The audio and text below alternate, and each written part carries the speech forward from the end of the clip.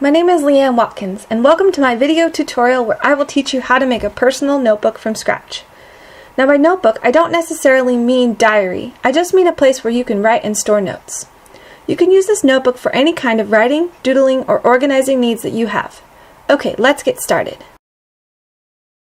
The materials you will need in order to make this project include 16 pieces of 8.5 inch by 11 inch printer paper for the pages of your notebook, a pair of scissors, a ruler, a pencil, a glue stick, a pushpin or thumbtack, a needle, a roll of cotton embroidery thread, and a piece of scrapbook paper for the cover of your notebook.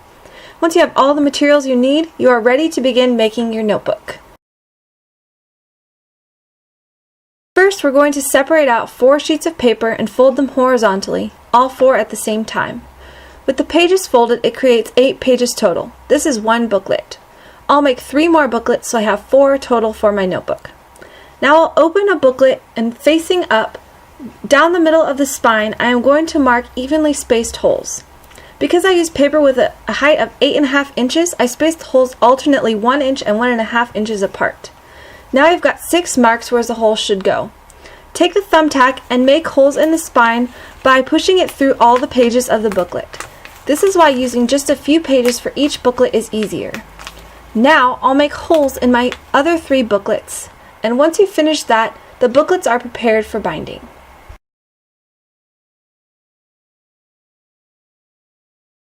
Next, I'll measure out 8 feet of thread to use for the binding, or about 2 feet for each booklet, so that when we thread the needle and tie both ends of the thread together, there is 1 foot of length to use for each booklet. Now, thread the needle and tie both ends together in a knot, so the knot will not go through the holes in the paper. Cut off the excess string at the end of the knot and we've completed threading the needle. Now we're ready to start binding the booklets. Beginning with one booklet opened, lying flat and face down, thread the needle through the bottom hole on the outside spine and bring it all the way through until the knot reaches the hole. Next, weave the needle back out towards the exterior of the booklet through the next highest hole. I'll repeat this weaving in and out through all the holes in my first booklet. You should finish this step with the string coming out of the topmost hole from the inside towards the outside of the booklet. Now continue on to the second booklet, with it open and face down, pushing the needle through the top hole from the outside towards the inside, and continue weaving through all the holes until you reach the bottom of the second booklet. I'll also repeat the same process with the third and the fourth booklets so you can see how it's done. Don't worry if your thread gets a little tangled. Untangle it as best you can. Small knots will not affect the binding. Note that the length of the thread gets easier to manage as you use it. Your binding should follow an M shape like this, going from bottom to top on the first booklet, top to bottom of the second, bottom to top on the third, and top to bottom of the fourth booklet. You should end this binding process with the thread coming out of the bottommost hole from the interior towards the exterior of the fourth booklet.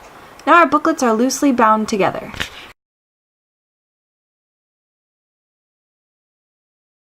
Now that we have all 4 booklets sewn together, you might notice that the binding is fairly loose between individual booklets.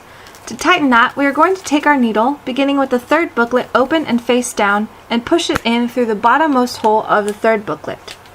Then we'll bring the needle up to the topmost hole of the same booklet and push it out from the interior towards the exterior.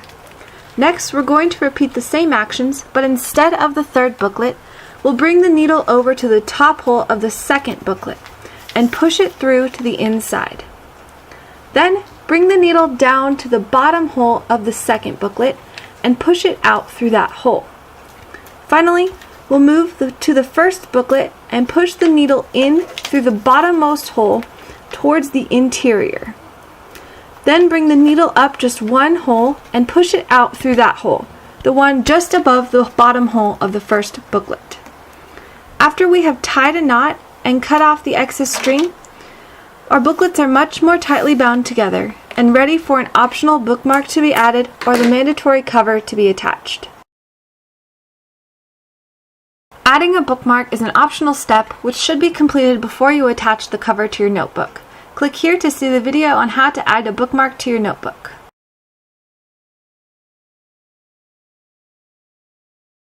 To make a cover, first we're going to measure the paper we'll use for the cover to 8.5 inches by 11.25 inches.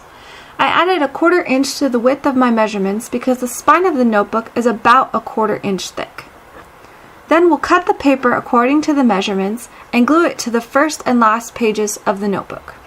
When this is done, you're finished making your personal notebook. You can always decorate it more to your personal style. For decoration tips and suggestions, click here.